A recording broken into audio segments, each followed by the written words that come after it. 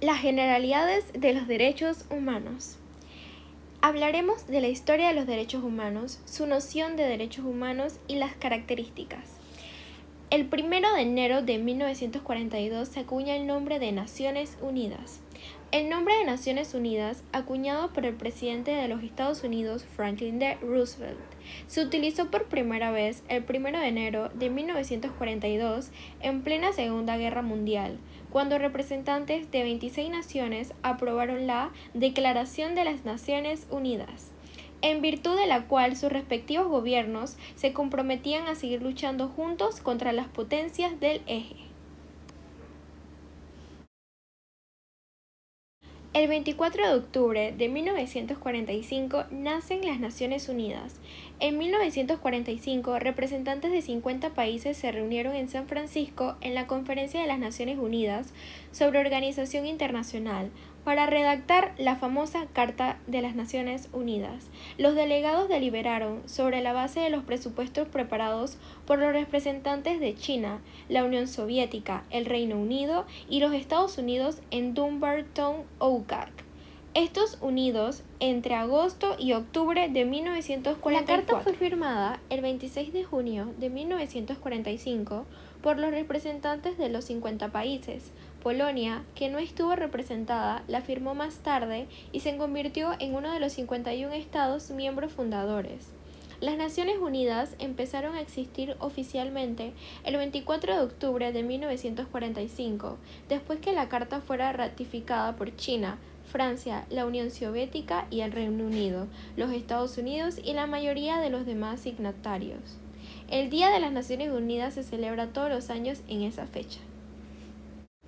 La historia de los derechos humanos básicamente ya es todo lo que expliqué, pero la Declaración Universal de los Derechos Humanos cumple 70 años y continúa siendo la Carta Magna Internacional para toda la humanidad, tal y como la definió Eleanor Roosevelt, presidenta de la Comisión para los Derechos Humanos de las Naciones Unidas.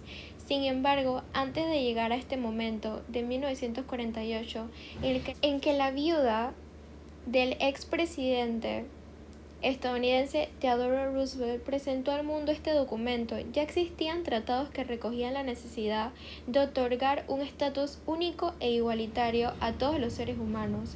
Las Naciones Unidas marcan el origen de los derechos humanos en el año 539 a.C., cuando las tropas de Ciro el Grande conquistaron Babilonia. Ciro liberó a los esclavos, declaró que cualquier hombre era libre de escoger la religión que quisiera y estableció la igualdad racial. Estos y otros preceptos fueron grabados en un cilindro de barro conocido como el cilindro de Ciro, cuyas disposiciones inspiran los 4 primeros artículos de la actual Declaración Universal de los Derechos Humanos. Hablaremos sobre las características fundamentales de los derechos humanos proclamados en la Declaración Universal de los Derechos Humanos. Son las siguientes. Universales. Los derechos que incluye la Declaración Universal de los Derechos Humanos pertenecen a todos los seres humanos por el mero hecho de serlos. 2. Inalienables. No se pueden enajenar, nadie puede ser despojado de ellos. 3. Irrenunciables. No se pueden renunciar a ellos, aunque sea por propia voluntad, y por lo tanto son también intransferibles. Nadie más que el propio titular puede valerse de ellos. 4. Imprescriptibles. Son para toda la vida, no tienen fecha de caducidad por ningún motivo.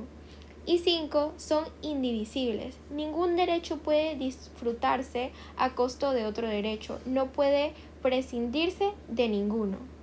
Estas distintas características en ocasiones son discutidas, ya que empezando por la universalidad, se argumenta que los derechos humanos se deben interpretar dentro de las distintas culturas, de forma que éstas puedan matizar o alterar los principios contenidos en la Declaración Universal. Por lo tanto, los derechos humanos no serían siempre los mismos, varían en funciones de los contextos culturales, en la postura conocida como relativismo cultural. El ejemplo más claro es el de los países islámicos, que defienden la necesidad de que los derechos humanos no entren en contradicción con la ley islámica. La realidad es que los particularismos culturales se suelen utilizar para mantener sistemas opresivos por parte de los respectivos gobiernos o jerarquías, y no suelen ser compartidos por las respectivas poblaciones, especialmente cuando éstas han tenido acceso a la información y a la educación. Este es precisamente uno de los motivos por el que las Naciones Unidas defienden la universalidad del derecho a la educación y a la información, en la misma medida que algunos gobiernos defensores del relativismo cultural, de forma harto sospechosa, la restringen. Y ya por último hablaremos de las instituciones nacionales de derechos humanos, de ámbito regional y subregional, que velan por su cumplimiento. Entre las más destacadas podemos mencionar las siguientes: la Red de Instituciones Nacionales de Derechos Humanos de África, la Red de Instituciones Nacionales para la Promoción y la Protección de los Derechos Humanos del Continente Americano, el Foro de Instituciones Nacionales de Derechos Humanos de Asia y el Pacífico, y por último el Grupo de Instituciones Nacionales de Derechos Humanos de Europa. Muchas gracias por haberme escuchado y espero que le haya gustado mi presentación. La vida no es una cuestión de lugar, cosas o comodidad. Se trata de los derechos humanos básicos de la familia, país, justicia y dignidad humana. Imelda Marcos. Con esta frase me despido y que tenga buenas noches.